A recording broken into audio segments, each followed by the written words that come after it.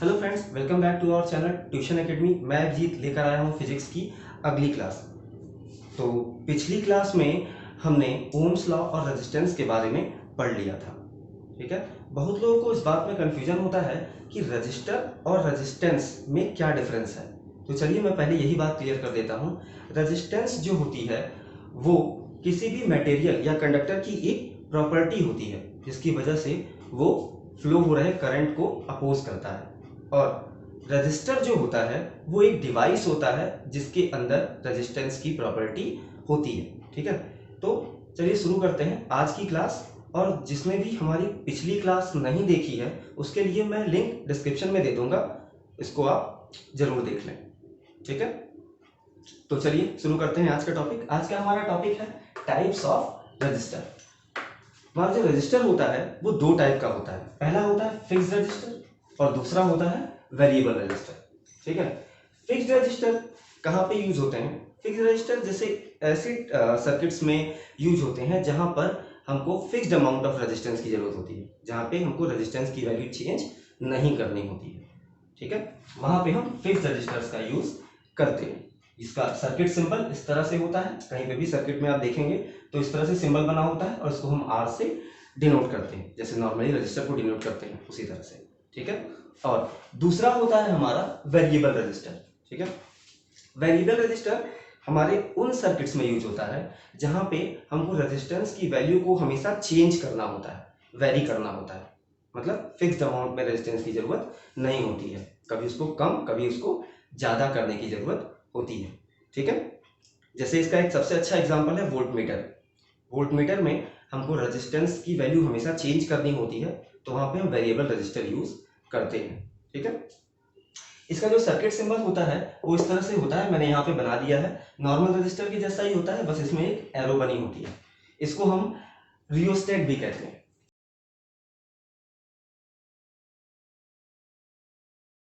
अगला टॉपिक है हमारा factors affecting resistance of a conductor. ठीक है, फैक्टर्स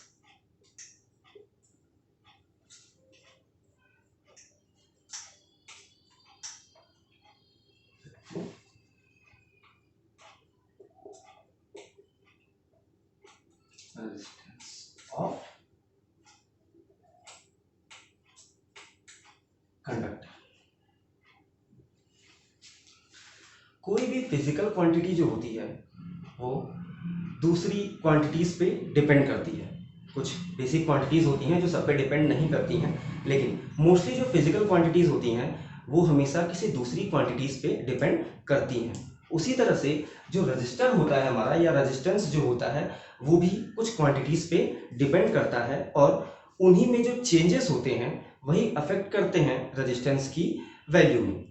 ठीक है, तो इसके बारे में हम लोग जान लेते हैं कि कौन कौन से ऐसे फैक्टर होते हैं जो रेजिस्टेंस की वैल्यू को अफेक्ट करते हैं। ठीक है, तो पहला फैक्टर होता है लेंथ ऑफ द कंडक्टर।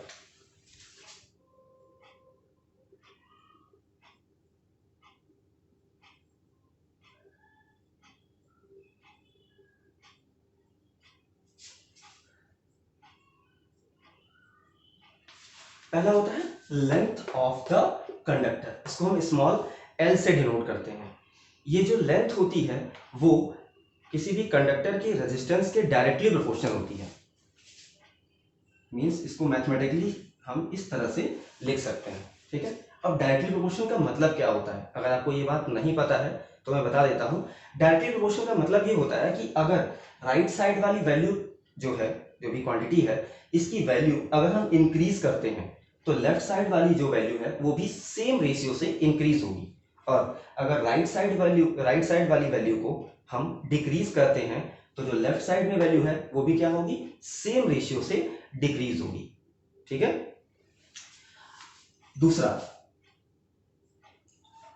दूसरी जो क्वांटिटी होती है जिस पे रेजिस्टेंस हमारा डिपेंड करता है वो होता है area of cross section. Area आपने बहुत सुना होगा, but area of cross section के बारे में हो सकता है आपने ना सुना हो, तो मैं आपको बता देता हूं कि एरिया ऑफ क्रॉस सेक्शन होता क्या है। ठीक है, जैसे मान लीजिए ये हमारा एक वायर है। ठीक है, तो ये जो एंड होता है, एंड इसकी जो थिकनेस है यही इसी का जो एरिया होता है, इसी एरिया को हम एरिया ऑफ क्रॉस सेक्शन बोलते हैं। ठीक है, अगर आपको नहीं समझ में आता तो आप एक काम करिए, एक वायर लीजिए और उसको बीच से ऐसे कट करिए। इस तरह से कट करने के बाद ये जो पोर्शन बन के आता है, यही पोर्शन, इसी का जो एरिया होता है, इसको हम एरिया ऑफ क्रॉस सेक्शन कहते हैं, या नॉर्मल भाषा में थिकनेस या मोटाई कहते हैं वायर की। ठीक है, तो दूसरा क्या था हमारा, एरिया ऑफ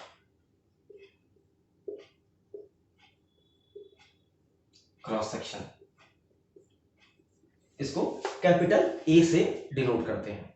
ठीक है, चलिए जान लेते हैं कि रेजिस्टेंस जो होता है वो एरिया ऑफ क्रॉस सेक्शन पे कैसे डिपेंड करता है। जो हमारा रेजिस्टेंस होता है आर, वो एरिया ऑफ क्रॉस सेक्शन के इनवर्सली प्रोपोर्शनल होता है। ठीक है, अब इनवर्सली प्रोपोर्शनल का मतलब क्या होता है कि अगर हम राइट साइड वाली वैल्यू को इंक्रीज करते हैं तो लेफ्ट साइड वाली वैल्यू क्या होगी, डिक्रीज होगी। मतलब ये दोनों एक दूसरे के जस्ट अपोजिट होते हैं। और अगर राइट साइड वाली वैल्यू को हम डिक्रीज करेंगे तो लेफ्ट साइड वाली वैल्यू क्या हो जाएगी, इंक्रीज करेगी। ठीक है, ये हो जाता है इसका।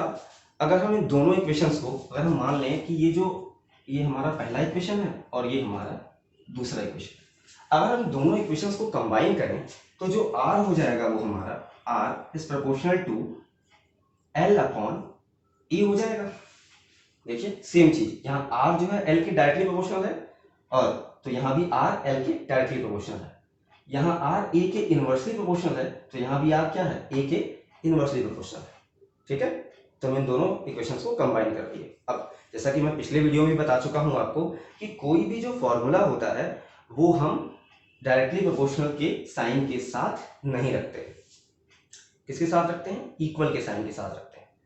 और उसका रूल भी मैंने बताया था कि जब भी हम इस साइन को इक्वल के साइन के साथ रिप्लेस करते हैं तो हमको एक कांस्टेंट ऐड करना पड़ता है। और एक चीज और बताई थी कि वो कांस्टेंट जो होता है वो हर जगह अलग अलग होता है। ओम्स लॉ में जो कांस्टेंट लगाया था हमने वो था कैपिटल आर, जिसको रेजिस्टेंस बोलते हैं, और यहाँ पे जो हम कांस्टेंट लगाएंगे उसको बोलेंगे रो, इसका नाम होगा resistivity.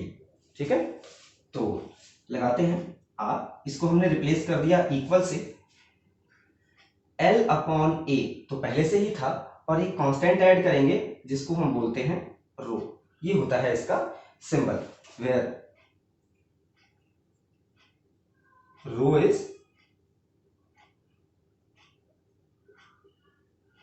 Resistivity of a conductor. ठीक है,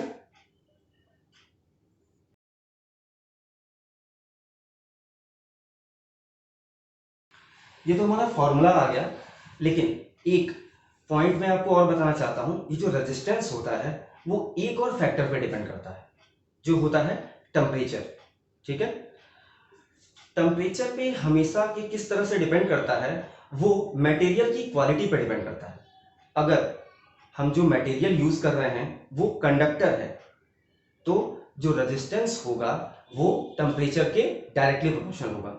मींस अगर टेम्परेचर बढ़ेगा तो कंडक्टर का रेजिस्टेंस भी बढ़ेगा, और अगर टेम्परेचर घटेगा तो कंडक्टर का रेजिस्टेंस भी क्या होगा, घटेगा, मतलब डिक्रीज करेगा।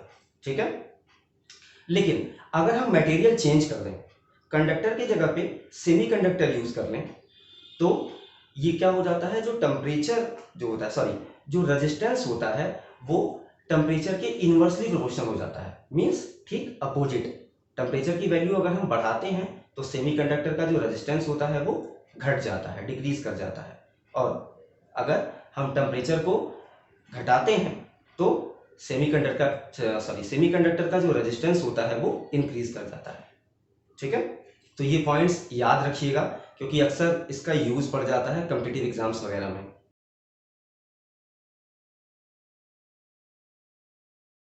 अभी इससे पहले वाले टॉपिक में हमने एक कांस्टेंट ऐड किया था जिसको हमने नाम दिया था रेजिस्टिविटी। तो बहुत से लोगों ने रेजिस्टिविटी का अभी तक नाम भी नहीं सुना होगा इससे पहले।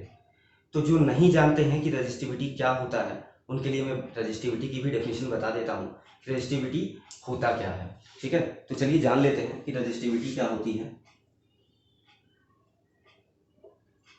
रेजिस्टिविटी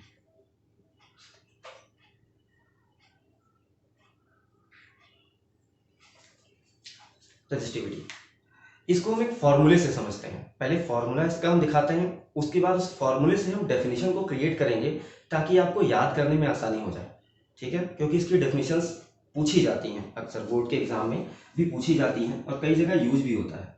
अगर हम यहाँ R रो L अपॉन ए, अब इससे पहले हमने ये फॉर्मूला यूज किया था। ठीक है, अगर हम मान लें कि जो लेंथ है L वो क्या है 1 मीटर और जो वायर का एरिया ऑफ क्रॉस सेक्शन है वो भी क्या है 1 मीटर स्क्वायर। ठीक है, एक वायर हमने लिया है जिसकी लेंथ हमने 1 मीटर मान ली है और area of cross section 1 metre square मान लिया है। तो इस वैल्यू को अगर हम यहाँ पुट करें तो R is equal to rho into 1 upon 1। अब 1 से मल्टीप्लाई और डिवाइड करने से कोई फर्क नहीं पड़ता है, इसका मतलब R इक्वल टू रो आ जाएगा। अब यहां से हम डेफिनेशन बनाएंगे इसकी रेजिस्टिविटी की। ठीक है, रेजिस्टिविटी क्या होती है? Resistivity is also a resistance of a conductor when the length of the conductor is 1 metre and area of cross section is 1 metre square. मतलब अगर इसको हिंदी में बताएं तो जो रेजिस्टिविटी होती है वो भी क्या होती है, एक तरह का रेजिस्टेंस होता है जब जो हमारा कंडक्टर है उसकी लेंथ जो है वो 1 मीटर हो और area of cross section 1 metre square.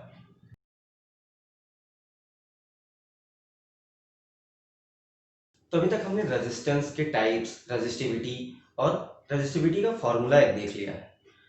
तो चलिए इस फॉर्मूले पे एक न्यूमेरिकल भी लगा लेते हैं, क्योंकि अक्सर बोर्ड के एग्जाम में ये फॉर्मूले से न्यूमेरिकल्स पूछे जाते हैं। ठीक है, तो चलिए शुरू कर लेते हैं। तो चलिए एक न्यूमेरिकल लगा लेते हैं इस टॉपिक पे। देखिए मैंने हिंदी में ये लिख दिया है और इंग्लिश में आपको नीचे यहाँ पे दिखाई दे रहा होगा कि ये क्वेश्चन क्या लिखा हुआ है। ठीक है, तो चलिए मैं इसको एक बार पढ़ देता हूँ क्वेश्चन को। एक 10 ओम प्रतिरोध के तार को खींचकर उसकी लंबाई 2 गुनी और अनुप्रस्थ काट का क्षेत्रफल आधा कर दिया जाता है। ठीक है, इसका मतलब क्या है कि पहले कुछ इसकी लंबाई रही होगी तार की और फिर उस तार को हमने खींच के स्ट्रेच करके उसकी लंबाई को 2 गुना कर दिया है और उसका जो एरिया ऑफ क्रॉस सेक्शन है वो हाफ कर दिया है। तो नॉर्मल सी बात है, अगर मान लीजिए हमारे पास एक इतना मोटा वायर है, अगर हम इसको खींच के इसकी लंबाई बढ़ाते हैं तो क्या होगा, हमने इसमें कोई नया मटेरियल तो ऐड किया नहीं है और फिर भी इसकी लंबाई अगर बढ़ गई तो इसका मतलब क्या होगा कि ये जो एरिया ऑफ क्रॉस सेक्शन है ये कम होगा, तभी तो इसकी लंबाई बढ़ेगी। तो इसका एरिया ऑफ क्रॉस सेक्शन जो होगा वो क्या हो जा रहा है, हाफ, आधा हो जा रहा है।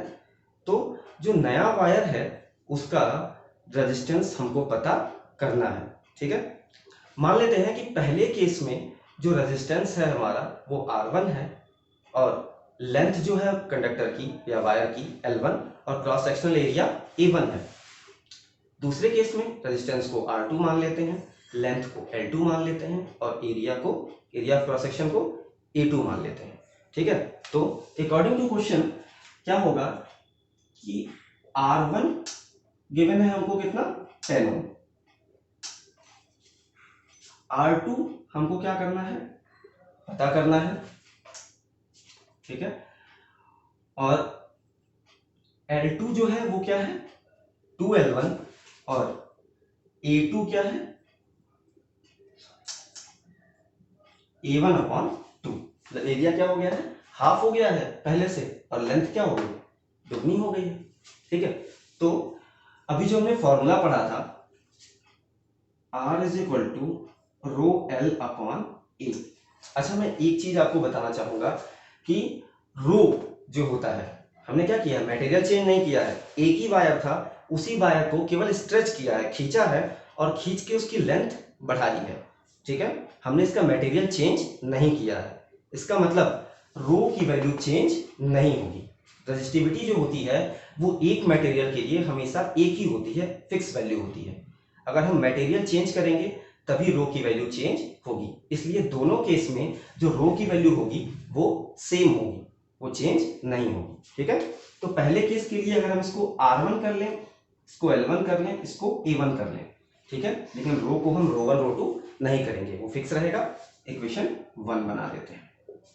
ठीक है, दूसरे केस में अगर हम रेजिस्टेंस को R2 लिए हैं तो ये क्या हो जाएगा रो, क्योंकि ये चेंज नहीं होता, लेंथ हो जाएगा L2 और एरिया हो जाएगा A1, सॉरी एरिया हो जाएगा A2।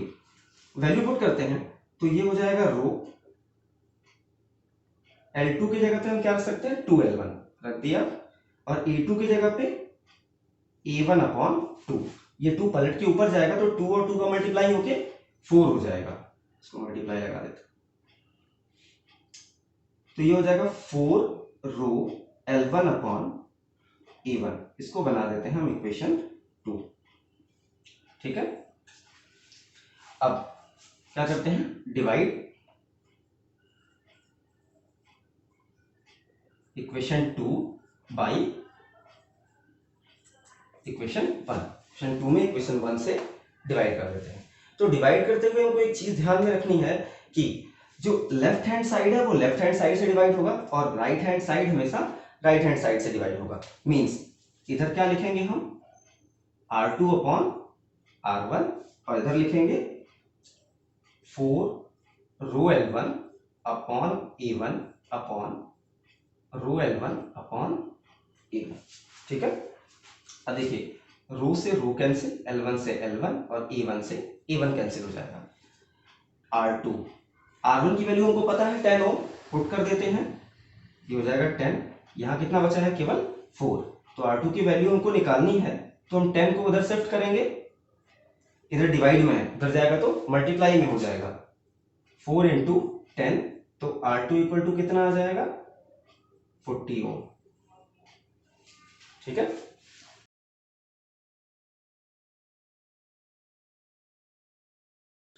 तो चलिए शुरू करते हैं आज का हमारा नॉलेज बूस्टर।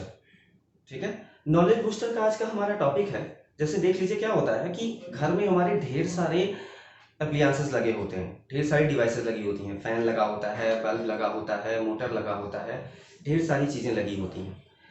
लेकिन अक्सर ऐसा होता है कि जो कुछ नॉर्मल डिवाइसेस हैं, कम पावर वाली डिवाइसेस भी होती हैं और कुछ ज़्यादा पावर वाली भी डिवाइसेस होती हैं। ठीक है, तो कभी भी जब इलेक्ट्रिशियन आता है तो कम पावर वाली जो डिवाइसेस होती हैं उनमें वो नॉर्मल पतले तार भी यूज़ कर लेता है, लेकिन जो ज़्यादा पावर वाली डिवाइसेस हैं जैसे मोटर हो गया, उस सब चीज़ों में हमेशा वो कहता है कि एक मोटा वायर यूज़ करिए, वायर ऐसा हो जिसकी थिकनेस क्या हो, थोड़ी मोटी हो, थोड़ा ज़्यादा हो थिकनेस। ठीक है, ऐसा क्यों, आखिर वो भी तो वायर ही है, आखिर ऐसा क्यों होता है? तो इसके पीछे का आप बहुत चीज़ें इसमें से आइडिया लगा सकते हैं, लेकिन वो पूरी तरह से करेक्ट नहीं होगी। इसके पीछे का करेक्ट फिजिक्स मैं आज आपको बताऊंगा, तो चलिए जान लेते हैं इसके पीछे का करेक्ट फिजिक्स है क्या। अभी मैंने आपको एक फॉर्मूला बताया था, इसी वीडियो के स्टार्ट में बीच में एक फॉर्मूला बताया था, R = रो L/A। और इससे पहले एक चीज और बताई थी कि जो रेजिस्टेंस होता है वो इनवर्सली प्रोपोर्शनल होता है एरिया ऑफ क्रॉस सेक्शन के, और एरिया ऑफ क्रॉस सेक्शन भी बताया था कि अगर ये वायर माने तो ये जो हेड है, ये थिकनेस जो होती है यही एरिया ऑफ क्रॉस सेक्शन होती है। मींस अगर हम यहाँ एरिया बढ़ाएं तो रेजिस्टेंस की वैल्यू क्या हो जाएगी, कम, और अगर एरिया घटाएं तो रेजिस्टेंस की वैल्यू ज़्यादा। मींस ये चीज़ हमको ये बताती है कि अगर हमारा वायर मोटा है, उसकी थिकनेस ज़्यादा है, तो रेजिस्टेंस की वैल्यू क्या होगी, कम, और अगर वायर हमारा पतला है तो उसमें रेजिस्टेंस की वैल्यू क्या होगी, ज़्यादा।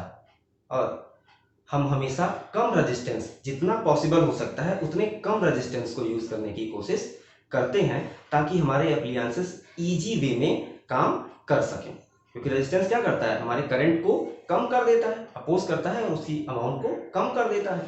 ठीक है, तो रेजिस्टेंस जितना कम होगा उतना हमारे लिए अच्छा होगा। ठीक है, तो इसीलिए वो मोटा वायर लगाने के लिए कहता है कि अगर वायर मोटा होगा तो रेजिस्टेंस क्या होगा, कम। ठीक है, अगर इसकी वैल्यू हम area of cross section decrease कर दें तो रेजिस्टेंस क्या हो, सॉरी अगर एरिया ऑफ क्रॉस सेक्शन हम बढ़ा दें तो रेजिस्टेंस क्या हो जाएगा, डिक्रीज कर जाएगा। ठीक है, जिसकी वजह से हमारा जो करंट होगा वो वायर में इजीली फ्लो कर पाएगा और हमें अच्छी करंट मिल पाएगी ताकि हम वो डिवाइस इजीली ऑपरेट कर सकें। इसका एक और रीजन होता है, अगर वायर हमारा, चलिए वो भी मैं आपको बता देता हूँ कि दूसरा रीज़न क्या होता है। अगर वायर हमारा मोटा होगा तो उसमें जो कंडक्टर होगा उसका अमाउंट भी तो ज़्यादा होगा, और अगर वायर पतला होगा तो हम कंडक्टर का अमाउंट क्या होगा, कम। कभी आप वायर हो आपके पास, उसको छिलिए, ऊपर से जो कोटिंग होती है उसको छिलिए, तो देखिएगा कि जो बीच में पतले पतले कॉपर के वायर पड़े होते हैं, पतले वाले में बहुत कम वायर होते हैं, 6 या 5-6 ऐसे होते हैं। और जब मोटा वायर अगर आप छिलते हैं तो उसमें कॉपर के जो पतले पतले वायर पड़े होते हैं वो ढेर सारे वायर होते हैं, मीन्स कंडक्टर भी ज़्यादा हो जाएंगे। और जब कंडक्टर ज़्यादा हो जाएंगे तो क्या होगा, उनमें जो free electrons, number of free electrons जो होंगे वो भी क्या हो जाएंगे, बढ़ जाएंगे। ठीक है, जिसकी वजह से करंट क्या होगी, और इजीली फ्लो कर पाएगी। तो आशा करता हूँ कि आज का नॉलेज बूस्टर आपको समझ में आया होगा, और मैं अपने हर वीडियो में नॉलेज बूस्टर डालता हूँ। इस नॉलेज बूस्टर को जरूर देखें और अपनी राय जरूर दें। ठीक है, और वीडियो को, अगर वीडियो पसंद आए तो वीडियो को लाइक भी करें। आपकी एक लाइक से हमको बहुत ज़्यादा मोटिवेशन मिलता है कि और अच्छे वीडियो बनाएं, इनको और इम्प्रूव करें और अच्छी अच्छी चीज़ें आपको बताएं। तो आज के लिए इतना ही। Thank you.